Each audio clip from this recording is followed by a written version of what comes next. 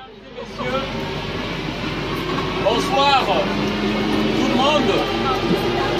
C'est pas pour vous déranger, on est du Congo Brazzaville, un petit pays de 4 millions d'habitants d'Afrique, une ancienne colonie française, pardon. Voilà, on vient juste pour faire passer un petit message. Alors que la France, les caméras sont braquées sur la France par rapport au présidentiel, on a un message à faire passer.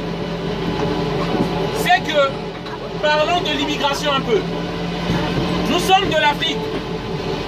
Tous les Africains qui viennent en France, ils ne sont pas toujours malheureux chez eux. C'est le message que j'aimerais faire passer pour faire comprendre certains Français et participer à l'éveil. Attention à ces personnes-là que vous votez parce que certains contribuent à faire avancer encore l'immigration, à pousser les Africains à se déplacer. Ces gens-là sont les François Fillon, ces gens-là ont été les Nicolas Sarkozy, les Manuel Valls. Qu'est-ce qui provoque l'immigration au niveau de l'Afrique? Il y a deux aspects, une déstabilisation politique et économique.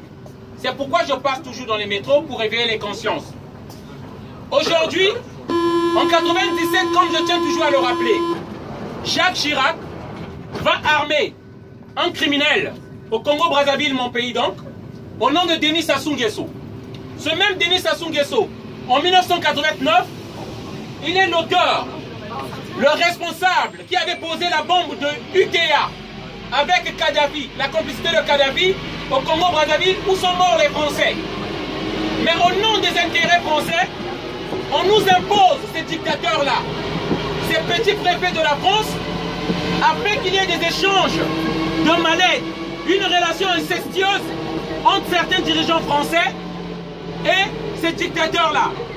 En retour, ces dictateurs-là financent les élections des partis politiques de la France. Certains doivent savoir, c'est ce qu'on appelle la France-Afrique. On est là pour réveiller les consciences. Lorsque vous votez les gens comme les Fillon, ce sont des amis de ces dictateurs. C'est l'ami de M. Denis Sassou Nguesso. Et nous attendons aussi la position de Macron envers l'Afrique. Qu'est-ce qu'il propose pour l'Afrique? Il faut demander aux dirigeants français qu'est-ce qu'ils proposent par rapport à leur politique africaine, leur politique étrangère. Voilà, au-delà des frontières de la France. Et je tiens à rappeler, il y a un Français qui est en train de mourir dans les prisons de M. Denis Sassou Nguesso. Un dictateur depuis 33 ans au pouvoir. Ce Français-là, il s'appelle Modeste Mboukadia. Et au nom des intérêts français, on n'en parle pas. C'est pourquoi je fais ces vidéos-là pour interpeller et éveiller les consciences. La France soutient des dictateurs. Les dirigeants actuels de la France soutiennent un dictateur au nom de M. Denis Sassou Nguesso, l'un des plus grands criminels de l'Afrique centrale. Et il faut que nous dénoncions toutes ces choses-là. Voilà. Les Africains ne viennent pas ici parce qu'ils sont derrière votre camembert, votre système social. Vous devez comprendre qu'au-delà de votre imagination, il y a une politique qui salit la France, qu'on appelle la France-Afrique. Cette politique honteuse, où on arme les gens, on ramène des gens, et eux ils rentrent avec des mallettes d'argent. C'est ça qu'on appelle la France-Afrique. Ce système-là, qui consiste à maintenir des dictateurs, à imposer des dictatures dans les pays, afin que les dirigeants français traitent avec une personne au lieu de traiter avec un peuple. Pour la petite histoire encore, la RDC, les Occidentaux ont imposé un dictateur au nom de Joseph Kabila, afin d'acheter des matières premières à bas prix. Au lieu de 60 millions, on achète ça à 15 millions. Si on nous avait mis un monsieur, un nationaliste qui aime son peuple, qui vend les matières premières au prix convenable, les Occidentaux auront organisé une guerre pour enlever monsieur Kabila.